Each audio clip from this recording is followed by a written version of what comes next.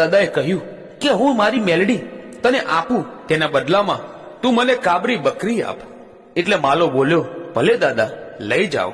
ભલે કહી કાલિયા દાદાએ ત્રિશુલ અને ચુંદડી 10 હાથ દૂર ઉભા રહી છૂટા મૂક્યા, અને એ ત્રિશુલ અને ચુંદડી ઉડતા ઉડતા માલા રબારીના હાથમાં આવ્યા.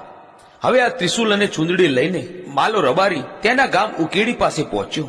પણ તેને વિચાર આવ્યો કે મારી પત્ની દલી રબારણને જઈને કહીશ કે આપણી કાબરી બકરીને બદલે આ ત્રિશુલ અને ચુંદડી લાવ્યો છું તો મારી સાથે તે ઝઘડો કરશે. એવી બીકે માલા રબારીએ આ ગામની બહાર એક રાયણનું ઝાડ હતું, તેની પોલમાં ત્રિશુલ અને ચુંદડી સંતાડી દીધા, અને તેણે ઘેર આવી પોતાના બકરા વાડામાં પૂર્યા. થોડી વાર પછી દલી રબારણ બકરીઓ દોહવા આવી, પણ તેને વાડામાં કાબરી બકરી ક્યાંય ન દેખાણી. ઘરે આવી દલી રબારણે માલાને કહ્યું કે આપણી કાબરી બકરી મને ક્યાં દેખાતી નથી.